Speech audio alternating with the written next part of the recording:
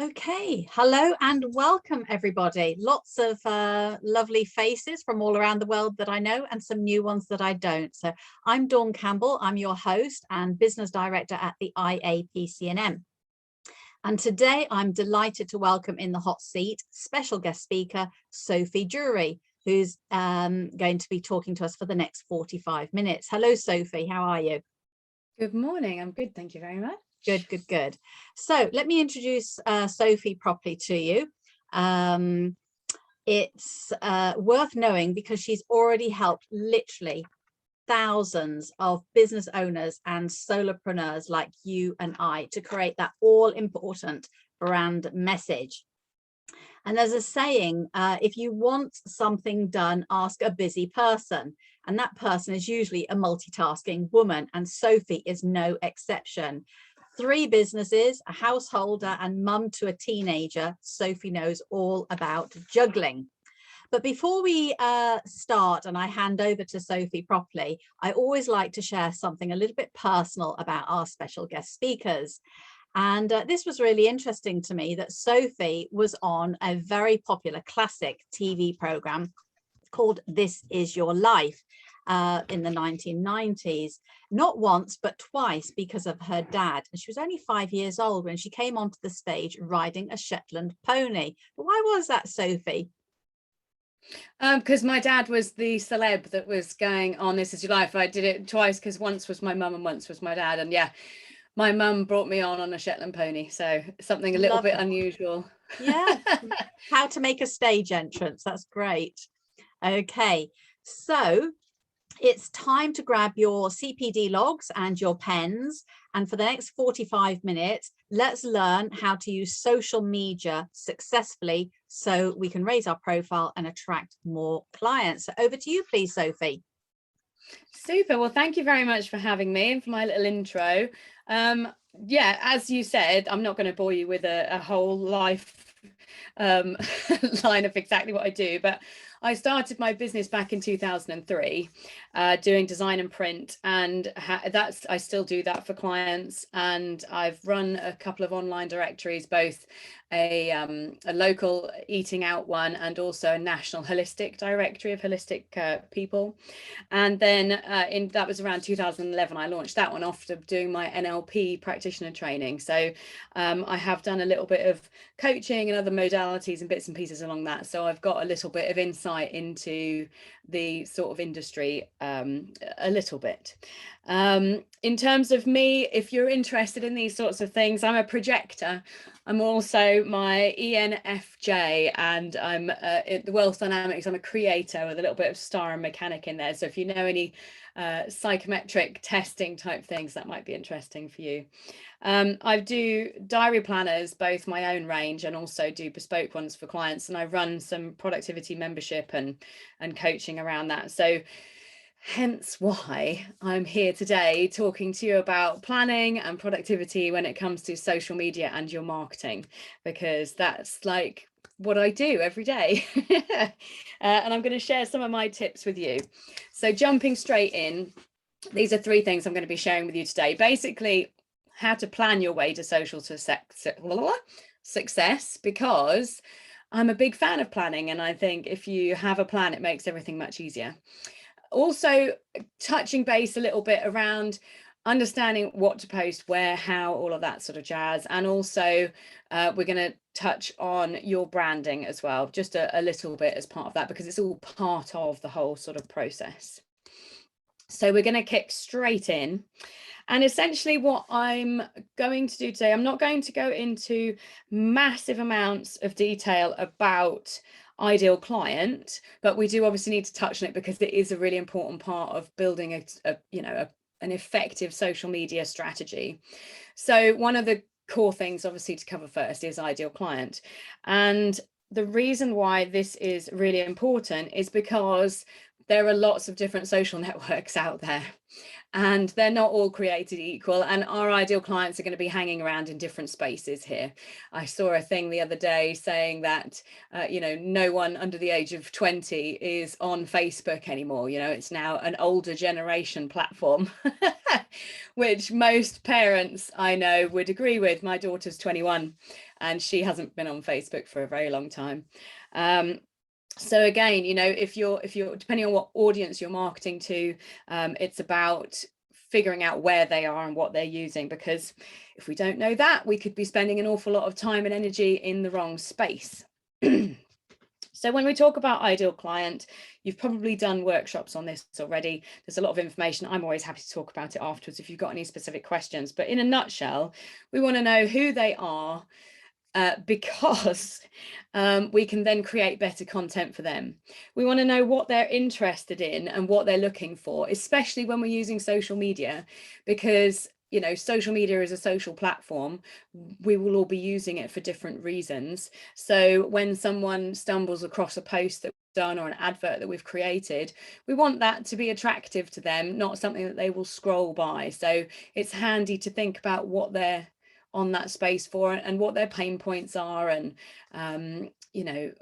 what goals they have and where they're at really in terms of their own personal life stage. Because if we don't know this, then we can't create content that speaks to them, and if we don't create content that speaks to them, they're not going to take action on it, and therefore we might as well have not done it in the first place. We could save that time and do something else with it instead.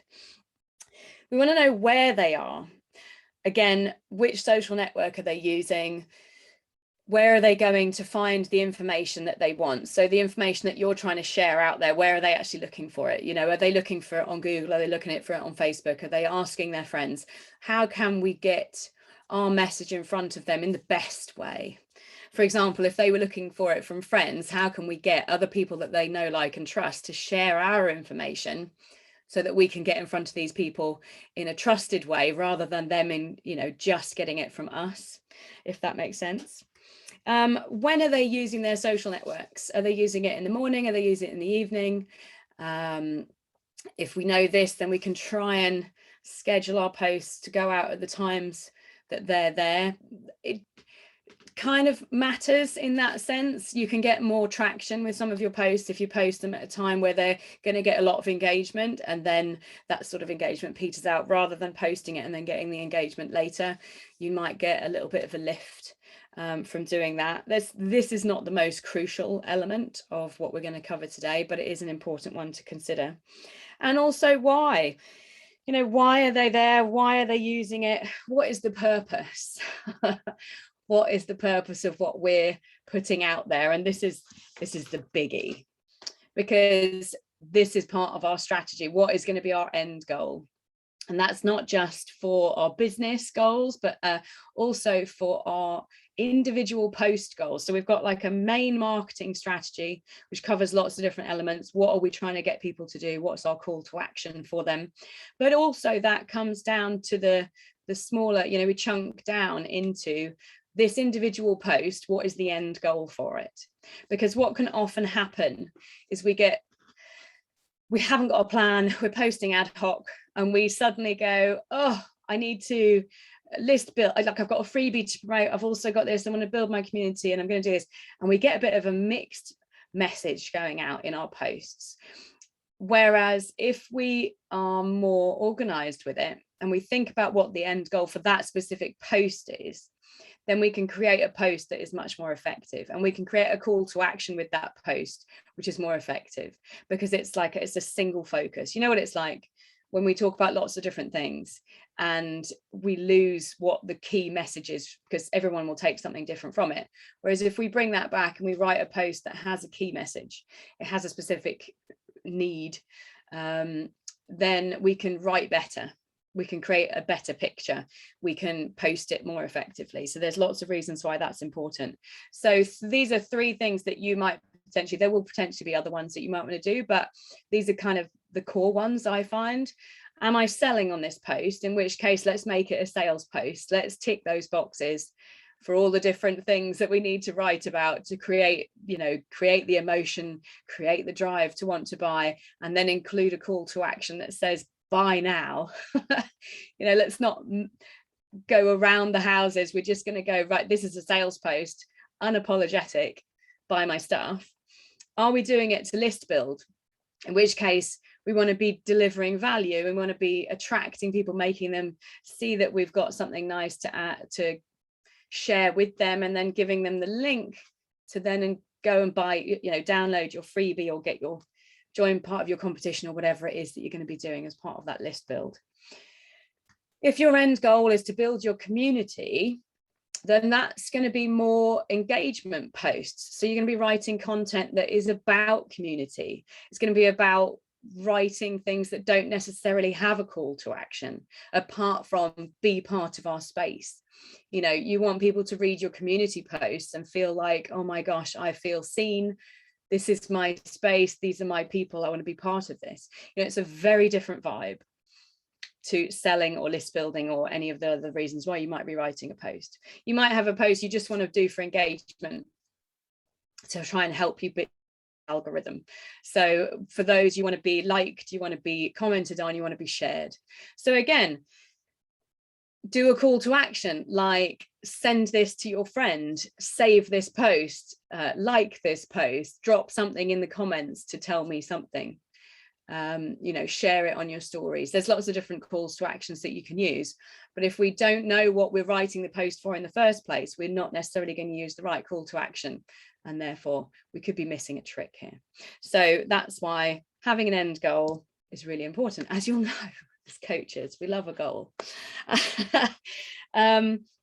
So I say simple, nothing is ever really simple, is it? But it is really as simple as that. Choose the focus about how, what you're doing this for, create a plan for that, and then implement that plan.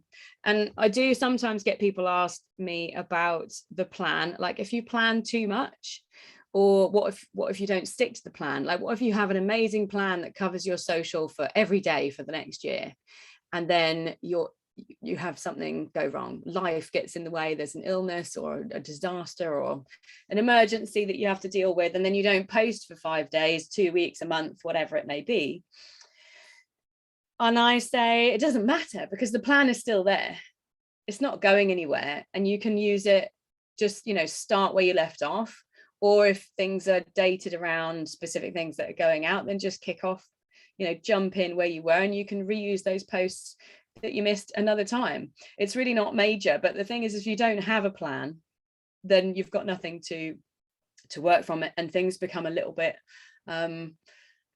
overwhelming and a little bit high pressure. It's I've got to post today, what am I going to post, which is much more emotionally draining and also time consuming, and it's not using your time effectively in terms of batching and things. So it's good to have a plan, because we only have there's only so much of us. We only have so many resources, and then that's energy, time, money to put into this stuff. You're all busy working, running your business, doing the admin for the business, looking after your clients, and also trying to have some time off to enjoy being self-employed. Hurrah! We're self-employed because we want lots of time, and then we just work all of the hours God sends. So anything that we can do to maximize our time and the resources that we have, because I'm guessing that none of us have got unlimited funds to just throw at this stuff, in which case we'd all have teams doing it and it would all be tickety-boo. But any business, even if you've got lots of money, still has to maximize their resources to make sure that they're getting the most from their investment.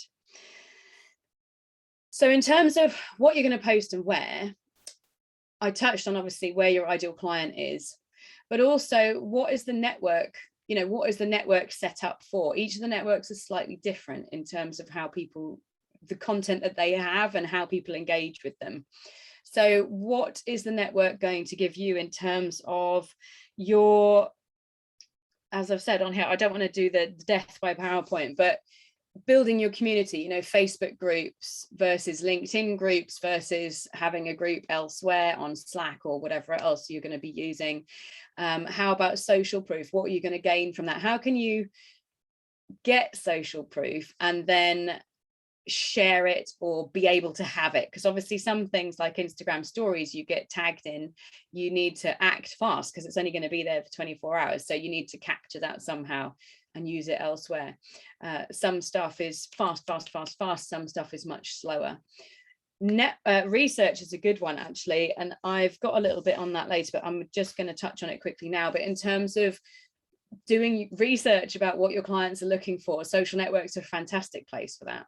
So part of your strategy should be around listening to what your audience is saying where, because again, ideal client, some of your ideal clients are not going to be on social media, and that's completely fine. Some of them will be, or they might be a slightly tweaked version. And if the ones on social media are saying different things to the ones that are off social media, then you need to be saying the things that they're looking for on social, because the ones that aren't on there don't matter at all, because they're not going to see it anyway. But socials can be a fantastic place to do research, because you can look for what people are saying and you can say, that's come up. You can eavesdrop in other people's conversations because they are public. You can read the comments and go, oh, okay, cool, this is something I could do a post on, you know, get inspiration from it. There also can be a really great place to go for feedback. Sometimes you can do sort of cloaked feedback. I'm creating this thing, can you give me some feedback? And then you get a bit of promotion off the back of that. But equally, they're a good space to just get feedback from people, because that's what people love to do. They love to give their opinion on social. So in terms of what does the network expect? I've written obviously the regularity and the times and the types of content. So if you're doing TikTok, obviously you have to do videos. If you're on Instagram, photos, but videos are now a big part of everything on every network. But in terms of regularity, generally speaking, consistency matters the most. But places like Twitter, which is still a massive social network, is so fast paced. So you could be posting on there 10, 20 times a day, no problem. Whereas some other networks, you probably wouldn't want to be posting that much because it might feel a bit much for the people that are engaging on there. So that also helps you to hone your plan so that you know how much content you need to create and where you're going to be putting that out. Because you want that so that you can then create a plan that you can work around so that it works for you, rather than, you know, you want it to work for you and your audience, but ultimately you're the one who's got to action it. You're the one who's got to create the content and do all the stuff. And if it is a massive drain for you and it feels like really hard work and it's challenging to do, then, you know, maybe there's something slightly wrong with it, or maybe you need to get some help with it. So looking at how you can make that social network work for you is important. There's a lot of scheduling tools and things now, which I'll talk about in a little while, but they can help you in terms of managing your time more effectively. That's a big tip, is to try and, you know, either use people or tools to make this job as easy as possible for us. In terms of your content and your copy, it's a big job. You know, you can do this full time and still not cover all of the angles that you want to. So who is going to write the content for you? How much do you need to do yourself? How much could you outsource to somebody else? How big is the content going to be? Are you going to do big posts like micro blogs? Are you going to do tiny little quotes? You know, how are you going to make the content work for you? How often do you want it to go out? And how are you going to manage it?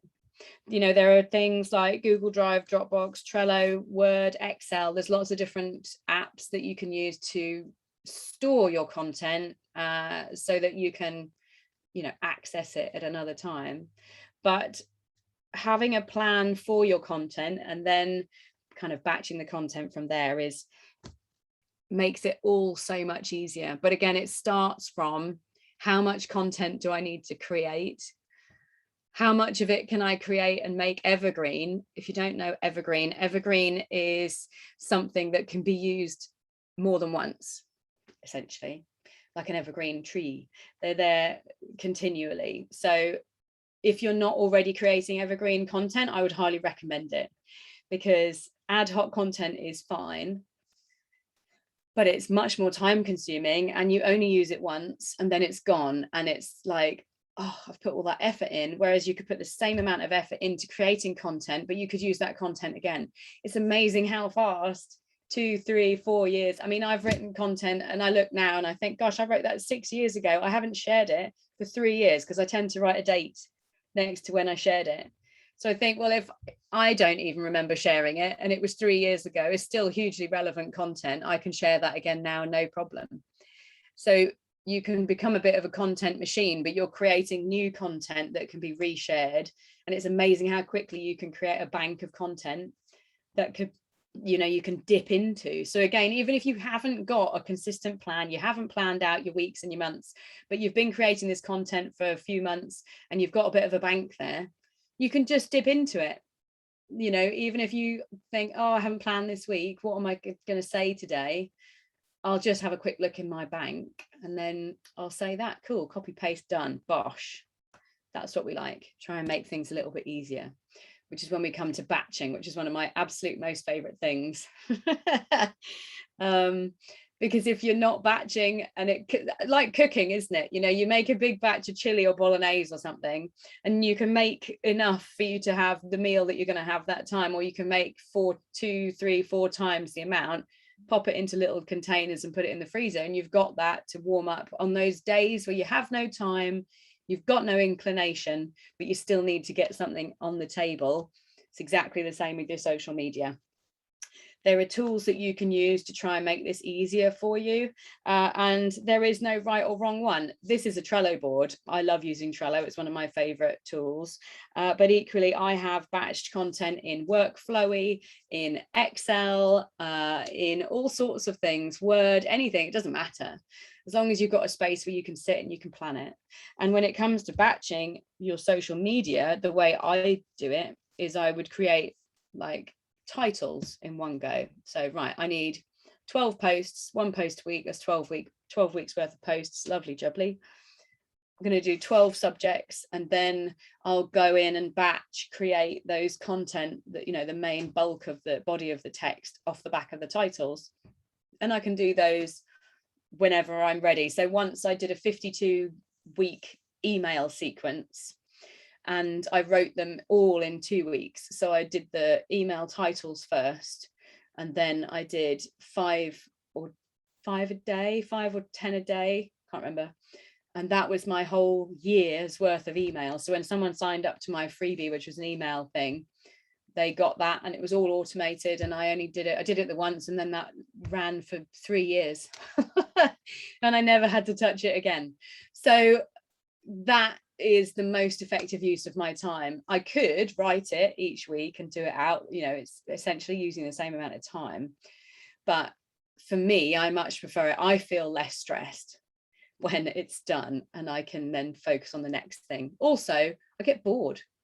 So if I've got to do that, it's like a ball and chain that I've got to come back to. Oh, I haven't written that thing.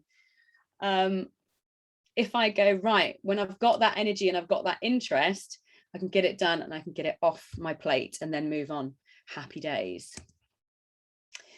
Outsourcing is another one to touch on. It's a difficult one because so often we sit there and think, by the time I've explained this, I could have actually done it myself. Or I haven't got the funds, or I haven't got the time, or whatever. You know, there's a million reasons why we don't outsource stuff. And funds is obviously one of the big ones. But they don't have to be complicated, and we can start really small. So one of the easy things to outsource is actually posting your posts, like scheduling or posting. I have someone that helps me with that. So I will often create the posts. I'll say, right, these are the posts. I'll batch create them and then say, these are all done. Can you please do whatever with it? Can you post it this time? Can you add it into this scheduler? Can you do this, that, the other?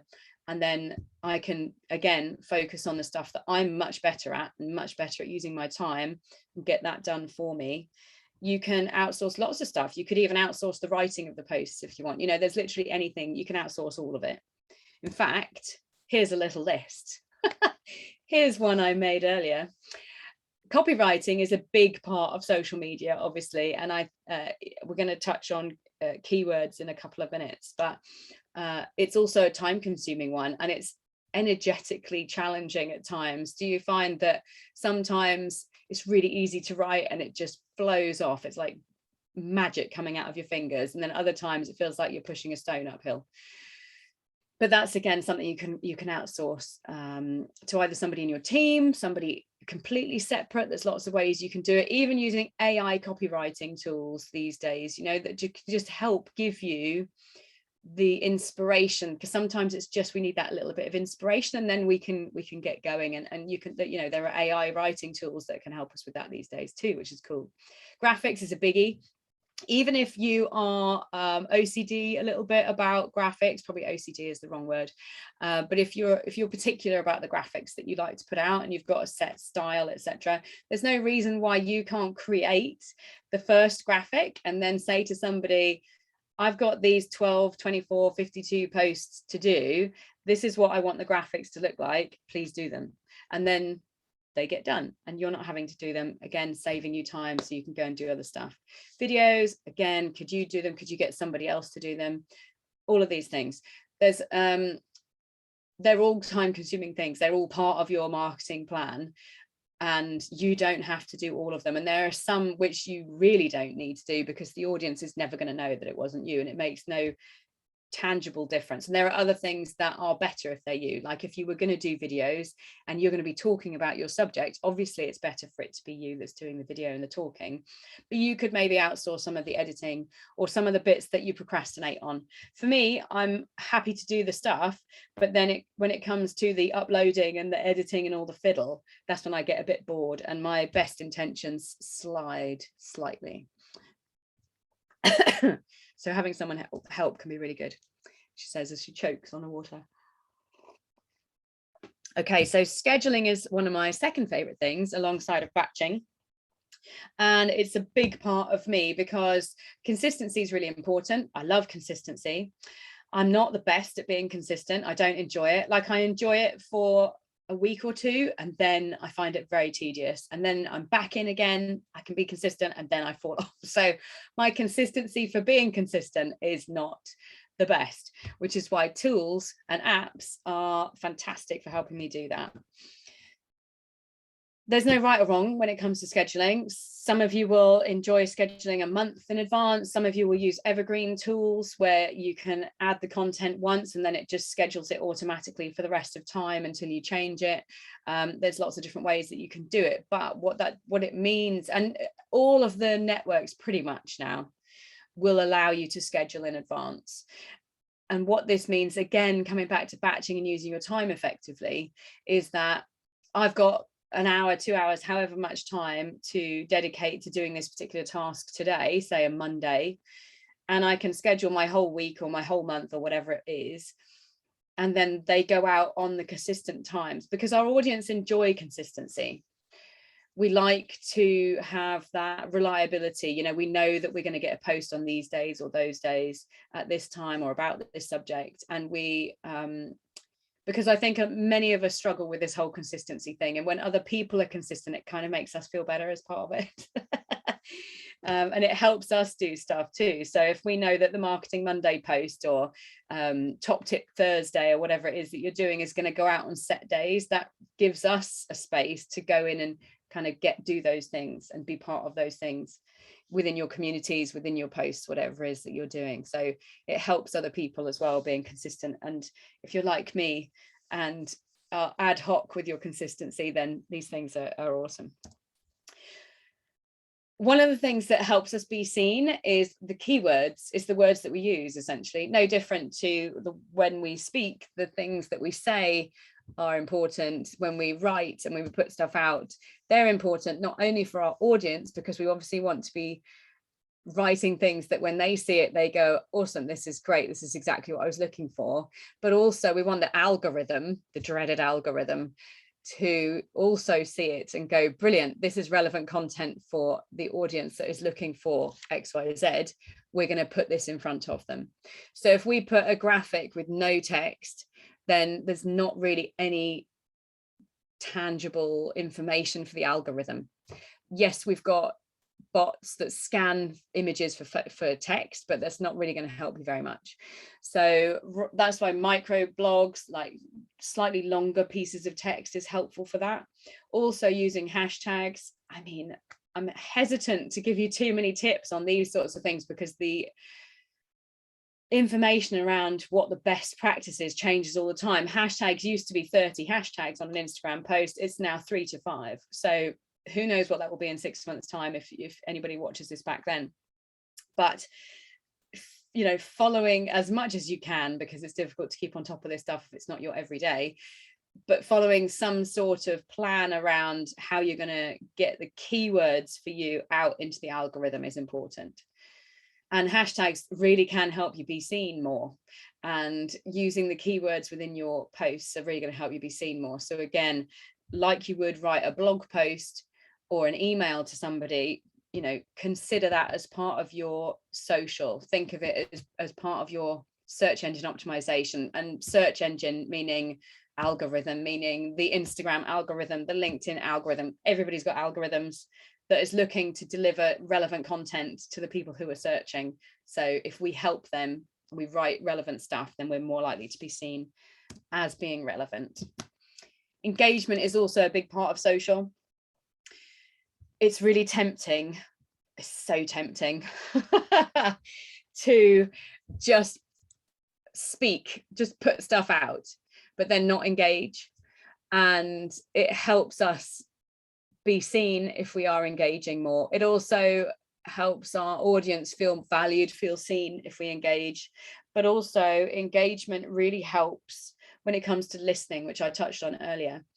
And by engagement, I mean liking other people's posts, following different accounts that are going to bring up information that is relevant to you, either stuff that you can share for engagement yourself, or because it's interesting, or you know, somebody that's an expert on something that complements you but doesn't compete with you, that you can share their information that educates your audience. That's always a nice thing.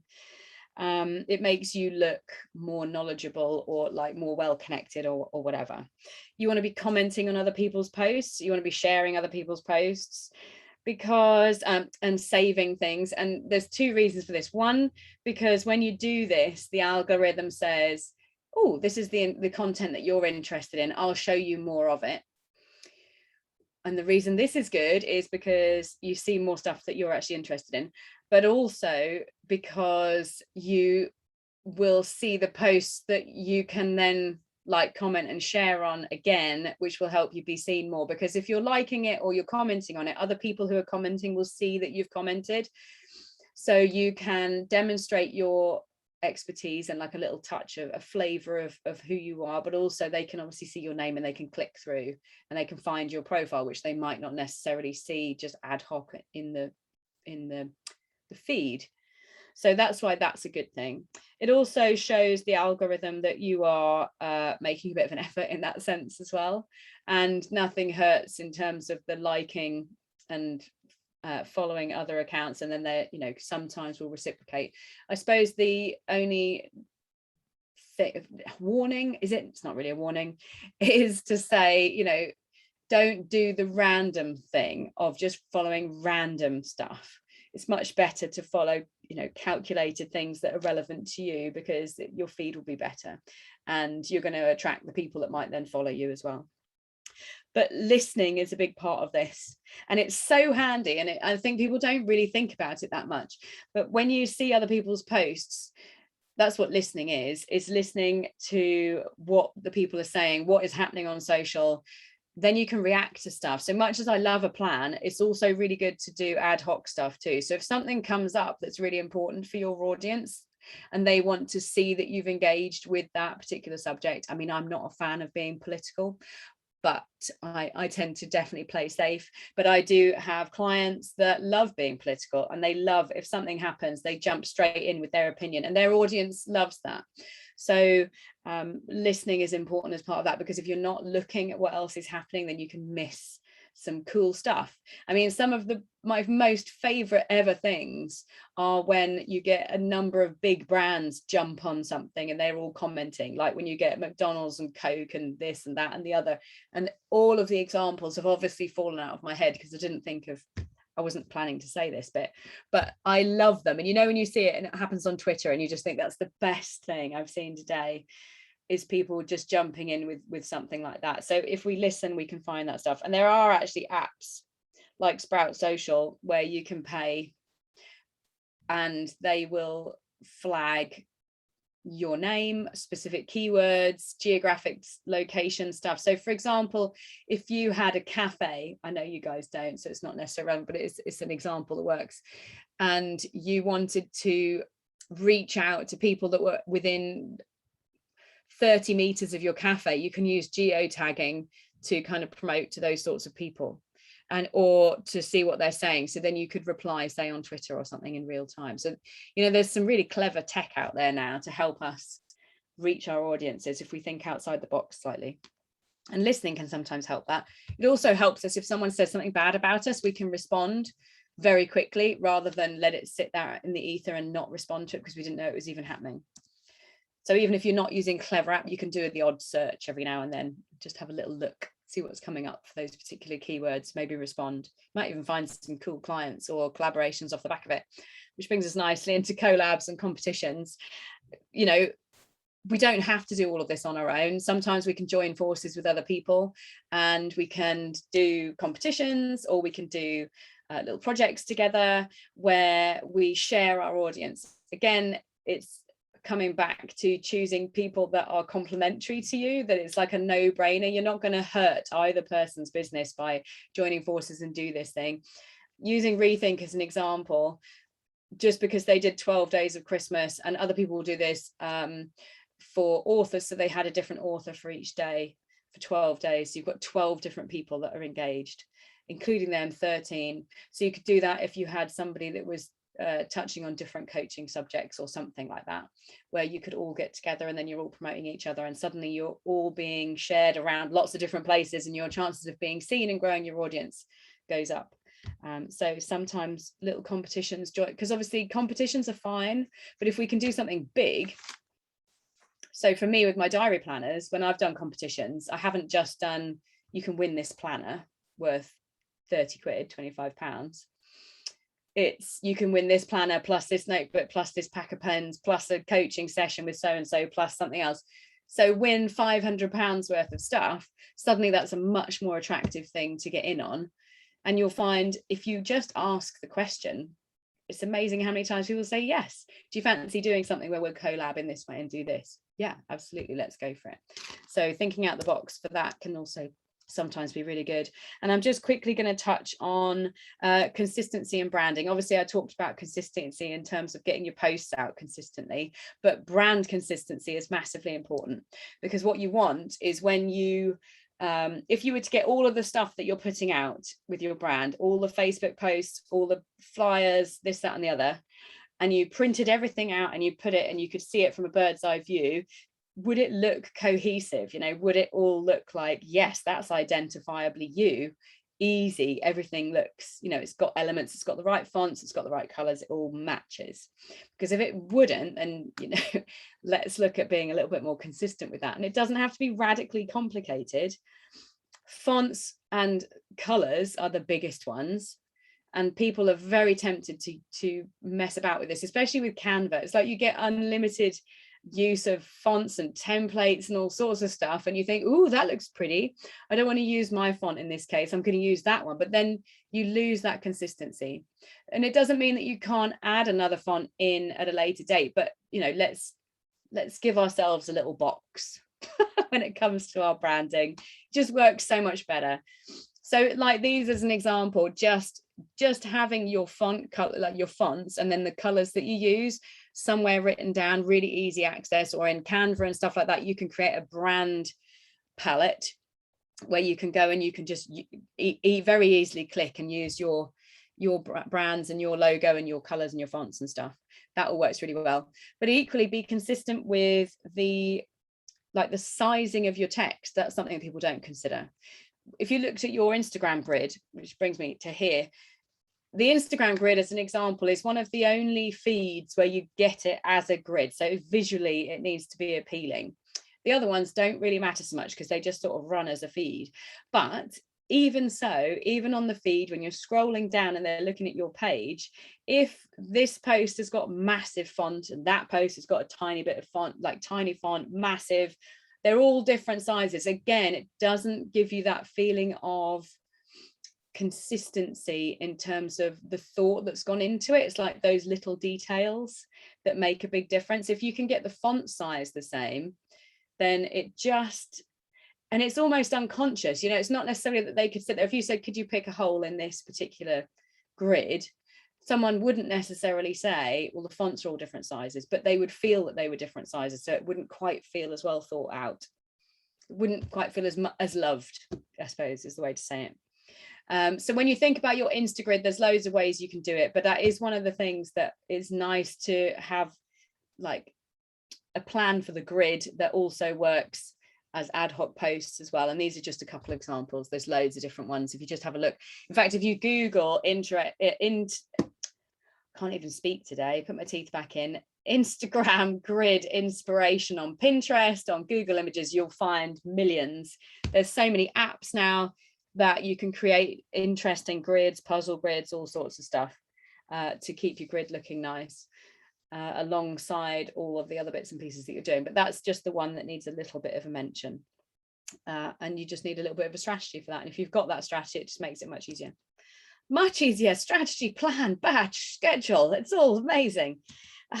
So to summarize all that I've just said to you, remember why you're doing this in the first place. So why are you using your social? Why are you writing that post? Why does that person need to see that post? You know, why would it speak to them?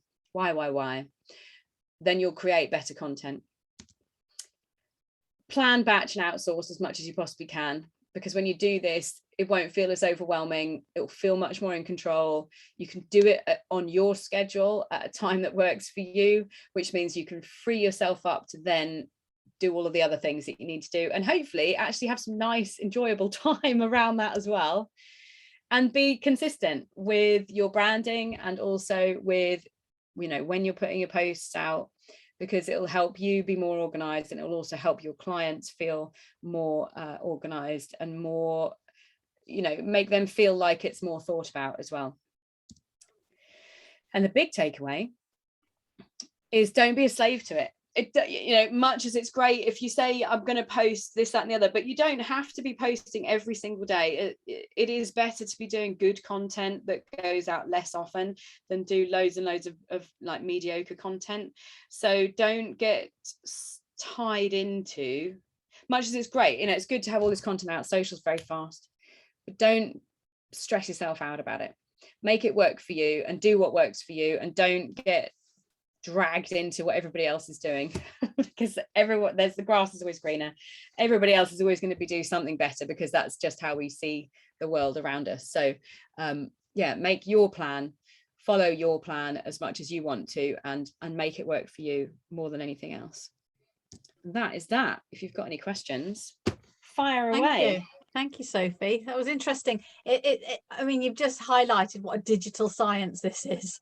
And as you say, in 6 months' time, it could all be different again. So I think the key thing that I heard from you was the consistency and have some fun with it. So it's a great opportunity just to get creative, isn't it?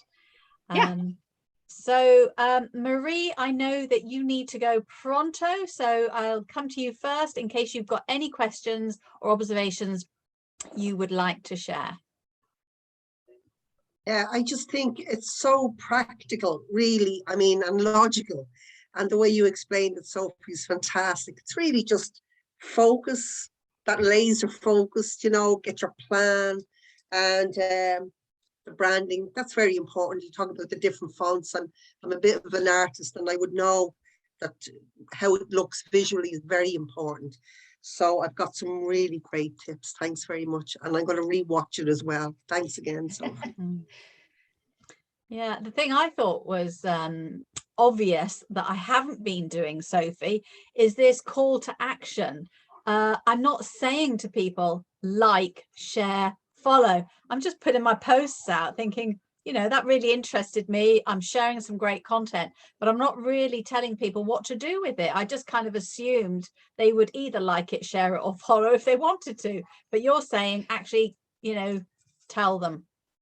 100%. So here's a little challenge for you: is in the next few like maybe over the next week or so, try both, right? Do your normal post and then try one with a call to action and see what the difference is in terms of engagement. For me, every time I've done it, people engage in the way that I've asked them, as opposed to just, you know, ingesting the content.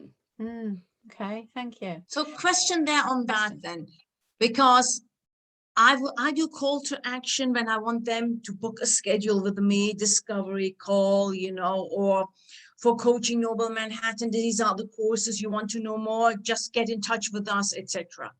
But if I have got something informative, or I'm attending a nice conference, for example, there's no call to action. How can I get call to action there? It looks a bit cheesy, shall I say? What did what was your biggest takeaway from this post? Did this resonate with you? If it did, I'd love a love. You know, maybe share this with your audience. And also, if you think about what your call to action will be, you might change the way you write the post. So you will give a nugget and say, did this resonate with you? Is this something that you've encountered? If so, I'd love to, you know, share your story below. You know, it can be lots of different ways that you get people to engage. But ultimately, when you're creating content, you know, all of this, we want people to come and give us money. Yeah.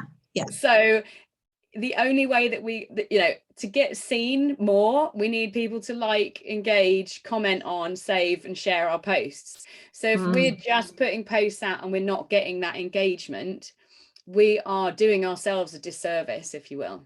So if we can hone our content that we're putting out and do calls to action, and they don't have to be sales, they can be just asking something, or, you know, just how can I get someone to save this or do that, even just asking people to give us a little thumbs up or do an emoji in the comments of how this made you feel, anything like that. If people can have a bit of fun, they can't help themselves, they just do it, and it's a fun little experiment to just see what works. And all of our audiences will be a bit different, and we don't want to be too cheesy, but I think often we stop ourselves from doing it because we think it's cheesy, and actually if we just did it, we'd just get used to it and that'd just be what we do. Absolutely. You know what, based on just what you said, I just altered one post that I posted again. Because you can edit, right? And there was something nice that I wanted to share, wonderful testimonial that my mentee shared. She created the video on her own. I had no input whatsoever. And I just posted, there was no engagement. Well, engagement, very low engagement compared to the other posts that I did. So I said, okay, so let me do the other way around. Would you like to move ahead in your career? Yeah, because that's what she did with my mentoring, you know? Book a discovery call. This is what my mentee said. She created the video on her own. I have no input whatsoever. That's it. Yeah. You know, we are complicated beings, but we're not really that complicated. We do like to be told what to do. Actually. I like that tip.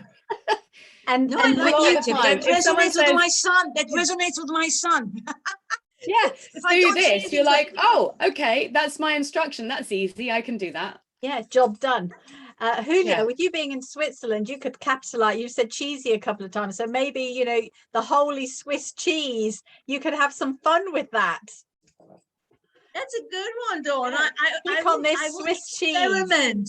Yeah, keep reminding people you're in Switzerland and growing your Swedish branch. That's a Switzerland branch. Questions? Good. Anybody else?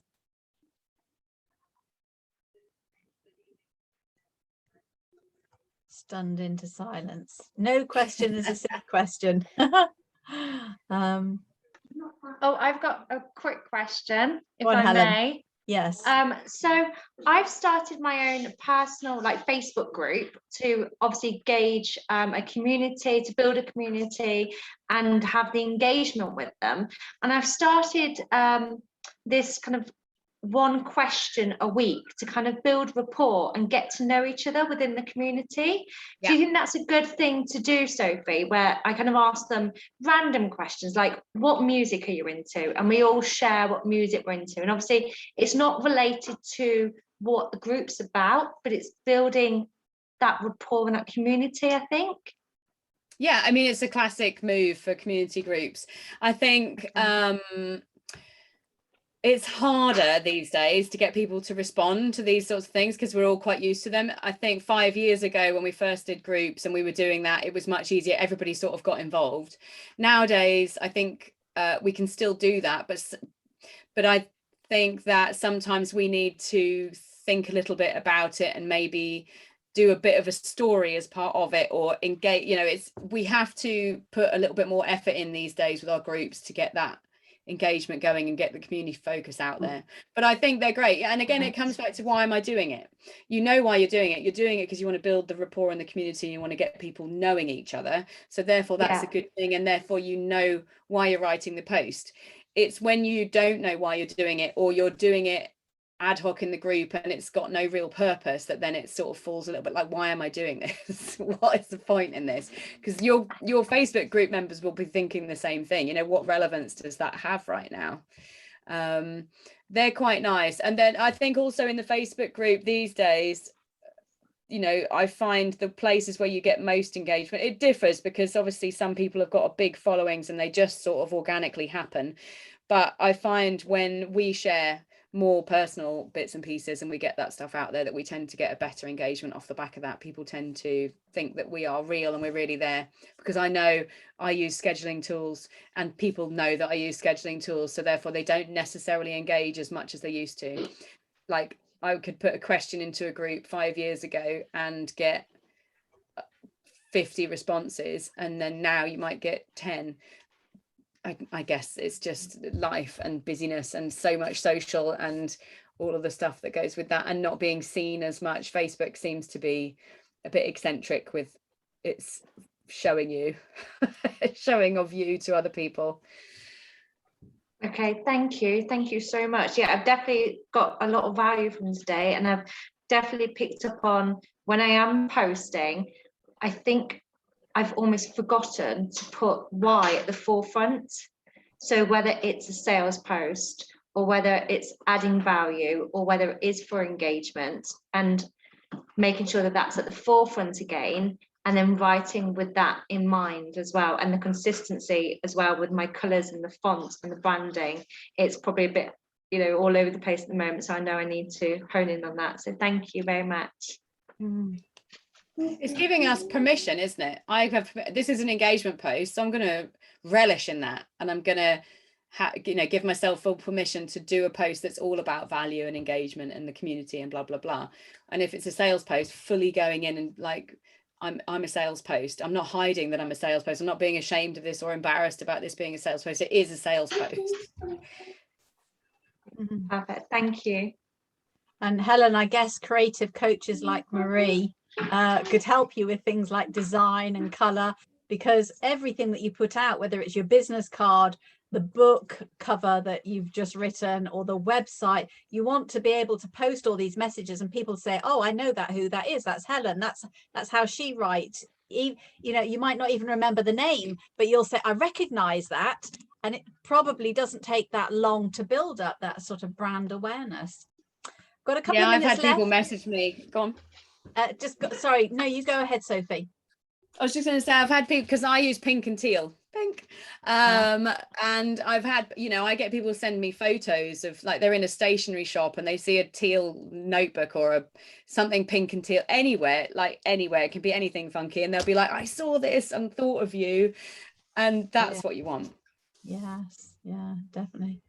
Okay, so we've got a couple of minutes left. Any more questions while we have Sophie, and she can share her expertise before she needs to go on to her next appointment of the day?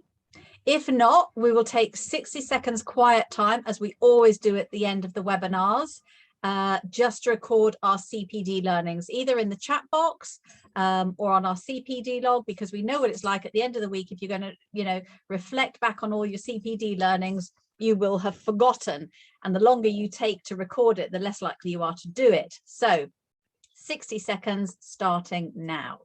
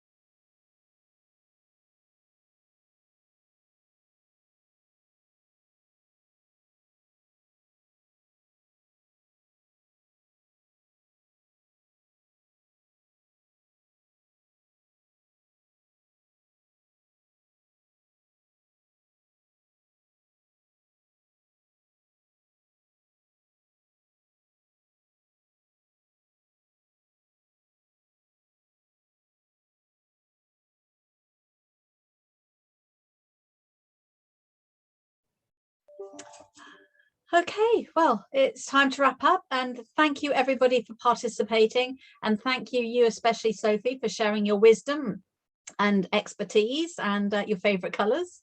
Really appreciate that, and hopefully we'll see you again. I know you're going to be meeting our writers group in a couple of weeks' time at the 90 days with Ruby and I, and hopefully we'll see you again in International Coaching Week, which is all about writing content, but primarily around writing your book and how you can do a book launch. So maybe you can help us with that as well.